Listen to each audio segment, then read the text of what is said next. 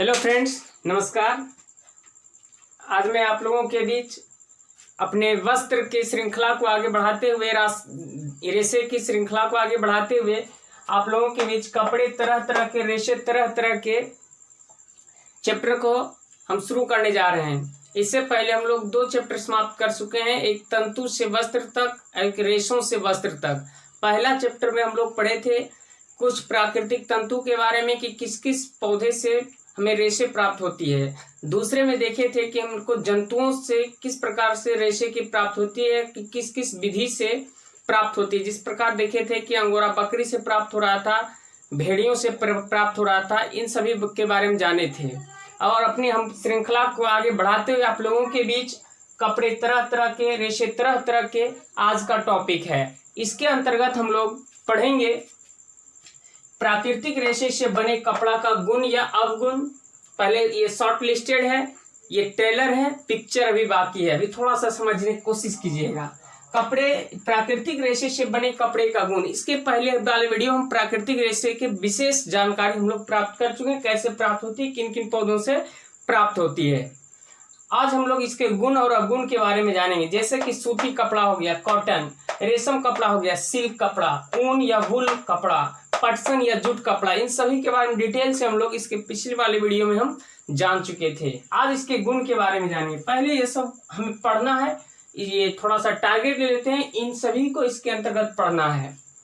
थोड़ा सा देखते हैं। दूसरा चीज हम लोग पढ़ेंगे कि रेशे एवं कपड़े की इतिहास, इसके इतिहास के बारे में जानेंगे कि आज से प्राचीन काल में कपड़े की क्या इतिहास रहा था, कौन सा क्षेत्र किस लिए प्रसिद्ध है अभी भी, और कब उस वक्त किस क्षेत्र में सबसे पहले प्राकृतिक रेशा कौन सा था, ये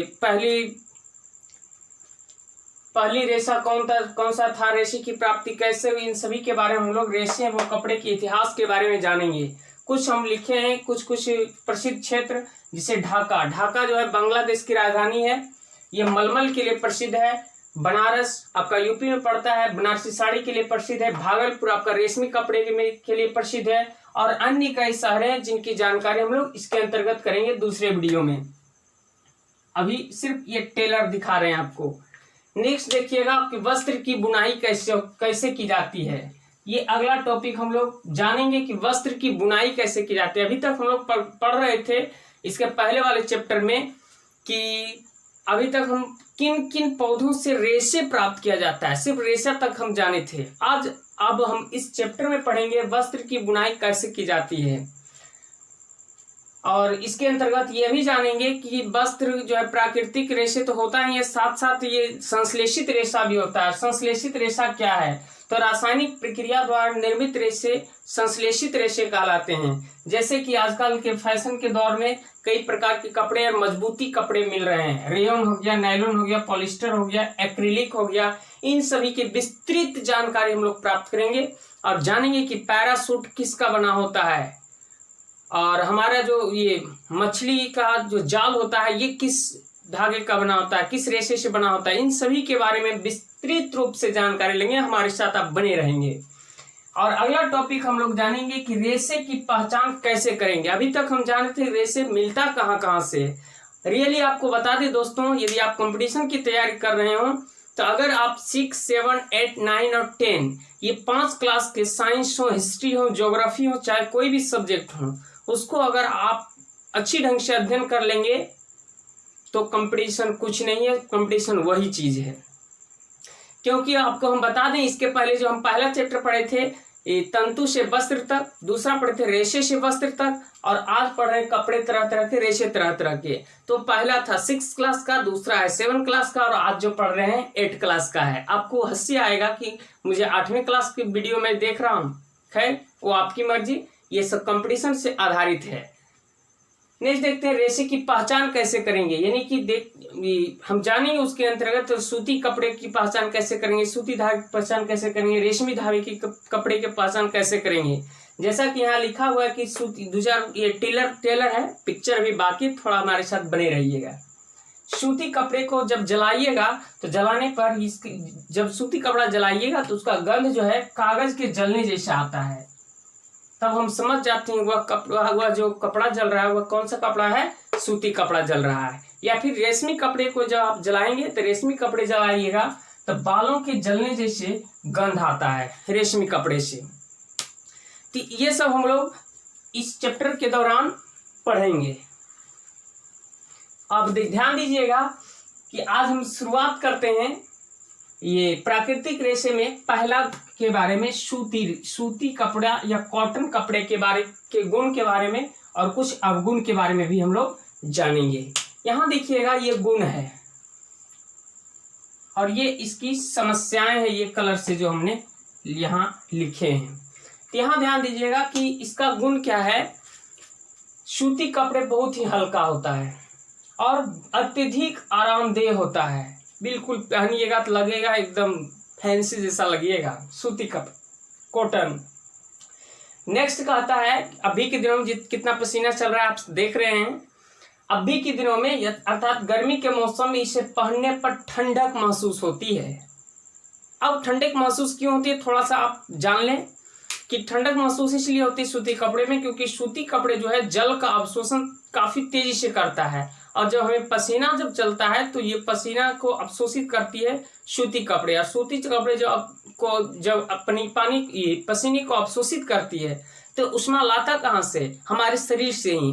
हमारे शरीर से उष्मा आया मतलब कि उष्मा क्या हुआ, हमारे शरीर से कम गया और कम जाता है तो यहाँ पर एक वाष्पीकरण की क्रिया होती है। और हम जानते हैं कि वाष्पीकरण क्रिया के दौरान हमें क्या महसूस होती है, ठंडक महसूस होती है। तब यहाँ ध्यान दीजिएगा गर्मी बहुत है, गर्मी के मौसम में इसे पहनने पर ठंडक महसूस होती है। और तीसरा गुण जो है ये सबसे अधिक स्वास्थ्यकारी वस्त्र होते हैं, लेकिन इसका समस्याएं भी उतना ही है। जितनी इसमें गुण है उतना ही समस्याएं हैं। इसकी समस्याएं क्या है कि इसे अगर एक दिन पहनिएगा तो धूल कण आसानी से इसमें फंस जाता है। थोड़ा सा भी धूल कण के सड़क पर निकले या धूल कण चला तो इसमें तुरंत फंस जाता है और शीघ्रता अर्थात तेजी से ये क्या हो जाते हैं, गंदे हो जाते हैं। तो घर वाले गुस्सा करते हैं, बहुत जल्दी जल्दी कपड़े गंदे हो जाता है, धुलाई करने में परेशानी होती है। अब तीसरा अगला परेशानी इसके रख रखाव में कई परेशानियां होती है। अगला लिखा है कि पानी में डालने पर क्या हो जाता है, यह सिकुड़ जाता है। बिल्कुल पानी में जब सूती कपड़े को डालते हैं यह सिकुड़ जाता है और इसमें सिक्कन या सिलवट जल्द ही पड़ जाता है। सिक्कन या सिलवट देखते होंगे कुछ मुचरा जाता है जी, है ना। तो सिक्कन या सिलवट पड़ जाती है जिसके कारण ये क्या किया जाता है, इसकी इस्त्री की जाती है। इस्त्री समझते हैं, आयरन की जाती है और बिना आयरन के पहनने में अच्छा नहीं लगता है सूती कपड़े का। ये सब समस्याएं हैं, थोड़ा सा इसमें है प्रॉब्लम। और अगला जो गुण है यह है कि इसे अगर सूती कपड़े को नमीयुक्त जगह पर यदि आप रखते हैं तो इसमें क्या होती है, फफूंद लग जाते हैं। फफूंद समझते हैं, जो जाल बना लेता है। आप देखे होंगे नमीयुक्त जगह पर यदि आप रखिएगा तो उसमें फफूंद लग जाता है, ये कुछ जाल जैसा बन जाता है, कहीं जाल जैसा बन जाता है। किसमें, सूती कपड़ों में। और आपको बता दें एक कपड़ा आपका लिनन का भी कपड़ा है जिसमें फफूंद भी लगता है, लेकिन उसमें होता क्या है, लिनन कपड़े को ये सिकुड़ता नहीं है। इसके अलावा कुछ और गुण है, भूल गए थे, कि इसे लगातार यदि आप धुलाई करते रहते हैं, यदि लगातार इसे साफ करते रहते हैं, इसका रंग क्या पड़ जाता है, हल्का पड़ जाता है और यह देखने में धूसरा लगने लगता है, सही रंग देखने में नहीं लगने लगता। ये सब अब इसकी समस्याएं थी। तो शायद ये वीडियो इतना तक ही, 10 मिनट हो गया होगा। यहाँ ध्यान दीजिएगा, छोटा छोटा वीडियो ही डालेंगे ताकि आपको भी बोरिंग जैसा महसूस ना हो। कल हम लोग देखेंगे रेशमी, ऊनी और पटसन के वस्त्र के गुणों के बारे में, इसकी क्या क्या गुण है। और फिर ये वीडियो जो है, एक वीडियो इसके लिए रहेगा और इसमें कम से कम तो 2 वीडियो जरूर इसमें लेंगे और ये एक वीडियो में समाप्त हो जाएगी। तो आज का वीडियो इतना तक ही। अगर हमारा वीडियो अच्छा लगे तो हमारे साथ लगातार जुड़े रहें और दोस्तों को भी शेयर करें। धन्यवाद।